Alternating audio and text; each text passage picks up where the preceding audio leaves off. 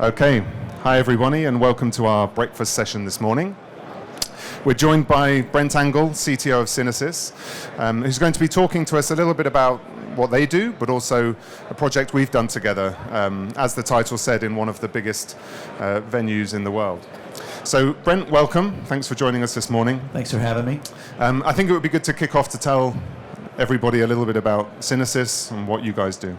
So we are a system integrator. We've been around about 27 years, 28 years, and we have two parts of our company that we basically are split into two. We have the physical integration where we're doing broadcast facility integration, everything from networking, firewalls, broadcast hardware, components, software, and then the other side is what I consider more of just pure software integration. That's where we're building out MAM, PAMs, DAMs, and connecting things, both cloud and hybrid, with API-based workflows and things like of that sort. So sort of full integrator, one-stop shop, but we're kind of split as basically hardware and broadcast and the software, and then we interconnect those teams.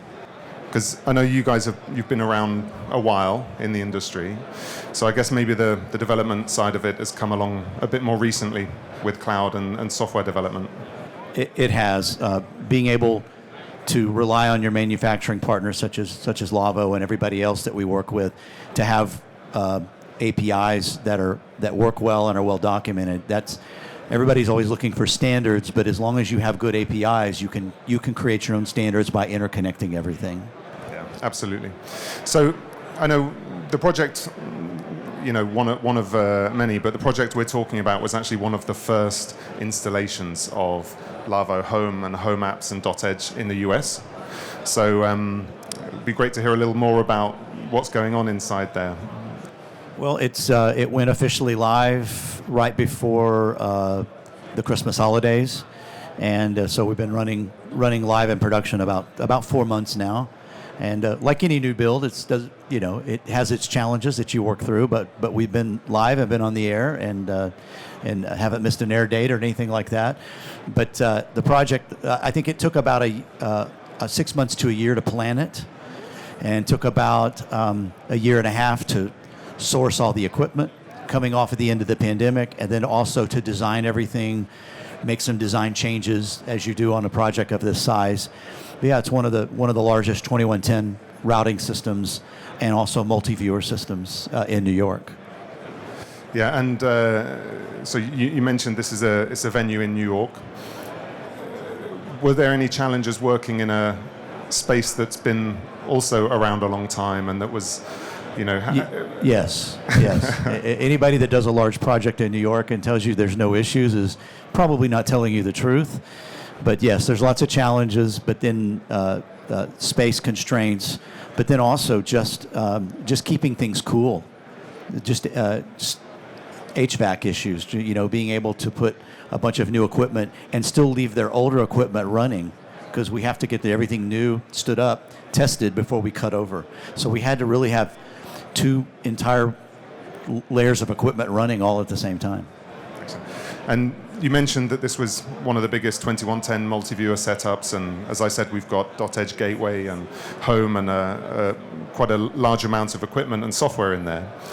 What was it that drew you towards the Lawo solution, or what's come out of the project that you've seen some benefits to the approach of software-based processing?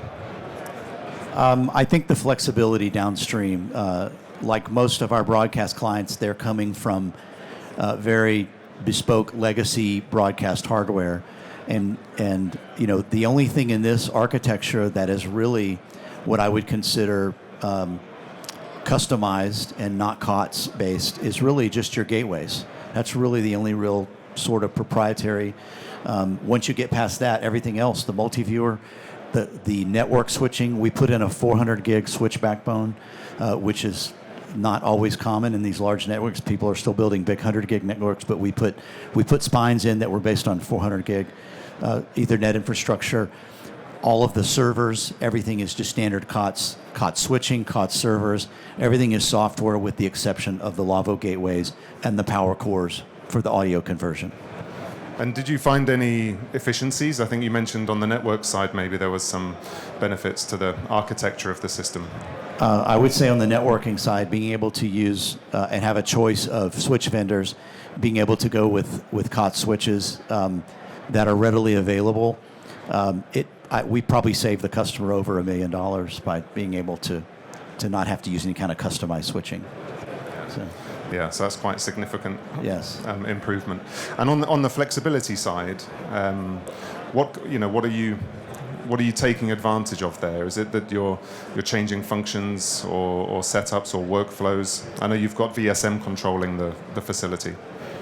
VSM is controlling. That's our command and control.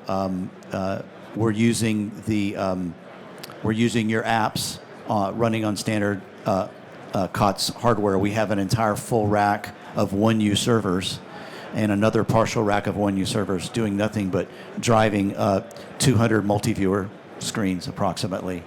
And we're just doing it all through software. And if they want to reconfigure anything down the road, it's just a matter of changing the configuration of the software, or we can repurpose. Or if we want to refresh these servers, or we want to take a server and put it somewhere else, we have all the benefit of just taking off-the-shelf hardware and running your software on it. So it was quite easy to reconfigure and be able to accommodate design changes, if that makes sense. Yeah, absolutely. And I think it's good to hear a positive outcome from someone who's an early adopter of a system like that. I'll ask as well, even though it may be a risky question, how was it working with the Lawo team that you had throughout that project? You said it was a long project in terms of design and implementation. The Lawo team was great to work with, but like any project that's so new, the customer was at a deciding point. They had to really go for some newer technology, or they had to stay with something that had already been shipping for a while. So they took some risk as well as we did. So I mention that because it's not always smooth, and I'm not going to sugarcoat it. It was a brand new project, but I think the biggest challenge is that it was brand new to us, but for your team of engineers out in the field, it was basically brand new to them as well. So we're seeing some of your software and hardware for the first time, and they're seeing it for the first time.